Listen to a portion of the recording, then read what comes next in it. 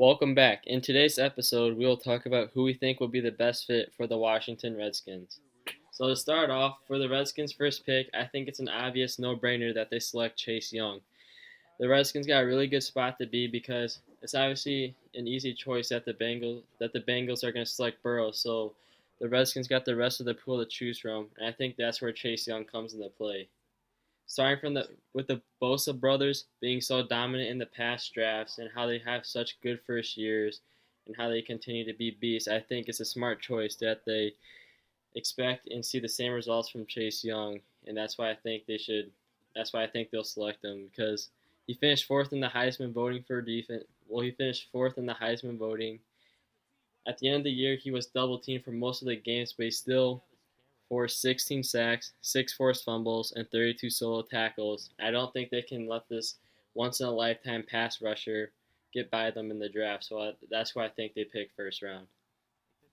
Yeah, I also chose Chase Young because honestly, he's going to be the best talent available to the Redskins. It makes the most sense to get someone like him. I mean, with his enormous size and good speed, I mean, he's an obvious choice for a first rounder. Yeah. All right, so moving on to round 3 because they don't have a second round pick. I thought they should get Brandon Ayuk from Arizona State, wide receiver. He can line up next to Terry McLaurin, who is actually really big of a surprise. He actually played really well his rookie year. And with all the other Redskin receivers being kind of a disappointment, like Paul Richardson, who they could never develop, and he was released. Yeah. I think this opens the door for Ayuk to step in and take the starting job away from any other person besides Terry. So his last year, he had 1,192 reception yards on 65 receptions with 8 touchdowns. I think this is a pretty good third-round talent for a wide receiver. I think it's going to be a good choice for their depth and for what the team needs on offense. Yeah, I agree. Because, I did something different for my third round. I had Lucas Niang out of TCU because I feel like an offensive tackle would be one of the Redskins' biggest need entering the 2020 draft. And I feel like Niang would be a perfect step in to take over the starting job for a few guys that seem to be maybe retiring over the next couple of years. And I think having someone fresh and someone who who isn't injury prone will be a good fit for the Redskins. And to get stay on the offensive page, going into the fourth round, I chose a tight end out of Missouri, Albert Okwuegbunam. And I think the best way to help a young quarterback like Dwayne Haskins is finding a big, easy target for him to throw to.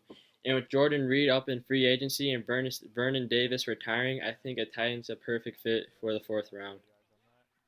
I also agree that they do need offensive linemen. So with my fourth round, I went offensive tackle, Shadiq Charles from LSU. I mean, right now, their offensive line has some questions, especially with their best lineman saying he has no interest in rejoining the team. So I agree they definitely need offensive line help, and I think fourth round is where they do it. But I agree with their tight end. So actually, with the fourth round pick, I had the Redskins picking C.J. O'Grady, which is a tight end from Arizona, for pretty much the same reasons. Yeah. I mean, it's good for a young quarterback to have a big tight end option you can pass to, and with Jordan Reed, like you said, who's left, and then the other one retiring. I mean, that tight end spot is open for anyone right now, and I think C.J. O'Grady would be a great person to fill that void. He, however, in college was also suspended 3 times, and he was dismissed from the team. So it's kind of like a gamble, but if it pays off, they're going to seem really smart. So I think it'll pay off for them to take a chance on this kid, and I think he'll do great out there. Yeah, I like that decision because I feel like any fresh tight end will be able to do the job there, hopefully. Bring competition to see who Dwayne likes. Yeah. So my second pick in the fourth round, I had Evan Weaver, and he is a linebacker out of California. And I think Rivera wants to have as many quality players to his defense as possible.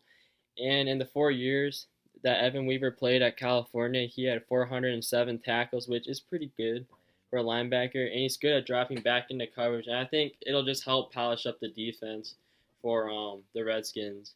And going into the fifth round, I chose Gabriel Davis, who is a wide receiver, and I feel like success with McLaurin and with having one of the deepest wide receiving draft class in history, they might find a gem out of this late grab, Gabriel Davis, to add to their team. And he was a senior at UCF and he had 12 touchdowns. So maybe this will be a bust or a boom. We'll see.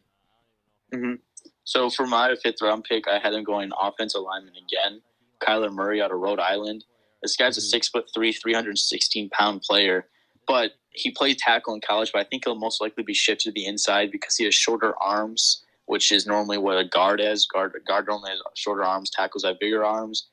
I mean, he's especially he's a good asset for run game, especially when using in the poles for the runs. So I think this would be a valuable pickup for young offensive linemen, which is exactly what this team needs. Yeah, I agree.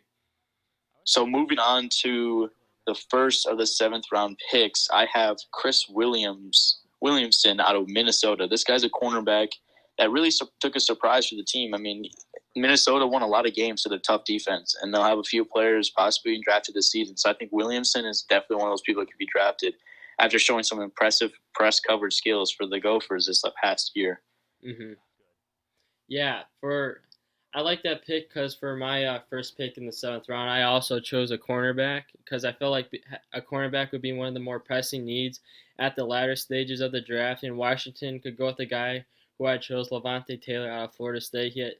And this guy has lots of power. So I just like what you said. Basically, I think a cornerback's a good first pick in the 7th round. Mm-hmm. And going on for my second pick in the 7th round, I chose Freddie Swain, our wide receiver out of Florida. And I basically just chose him for they could use him for special teams purposes and a backup receiver because in the combine he ran a 4.46, and which is pretty fast. And putting more receivers in Haskins' hands to find out who is his go-to is important. I think he'll be an all-around player if the Redskins need him. So that's who I had for my second pick in the 7th round.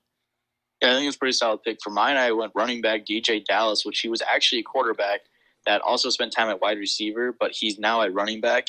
So even with his lack of experience, he's still 1,527 yards and 17 touchdowns in 3 seasons at running back. So this guy's more of a young guy that can pretty much play anything if you put him at it. So I think just getting a depth guy, a young guy that could possibly switch back to receiver if he's needed to would also be a good to have on the team.